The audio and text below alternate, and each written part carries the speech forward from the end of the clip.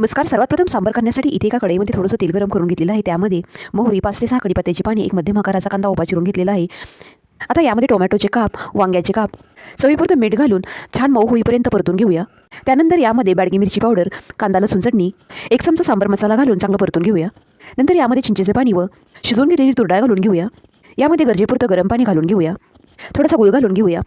बारीक चिरून घेतलेली कोथिंबीर घालूया व 1-5 मिनिटासाठी उकळी येऊ देऊया. आता उडीद वडे करून घेऊया. तर इथे मी 1 वाटी उडीद डाळ 10 ते 12 तासांसाठी भिजत ठेवलेली आहे. सकाळी या उडीद डाळीची एकदम बारीक अशी पेस्ट करून घेतलेली आहे.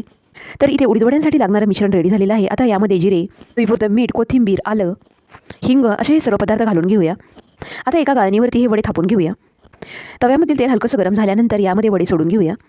आपल्याला हे वडे मध्यम आचेवरती दोन्ही बाजूने कुरकुरीत होईपर्यंत तळून घ्यायचे आहेत. इथे दोन्ही बाजूने वड्यांना छान रंग आल्यानंतर तेलामधून काढून घेऊया. तर अशा प्रकारे इथे आपले कुरकुरीत वडे व चटपटीत सांबार रेडी झालेला आहे. जाता जाता आपल्या चॅनेलला सबस्क्राईब करायला विसरू नका.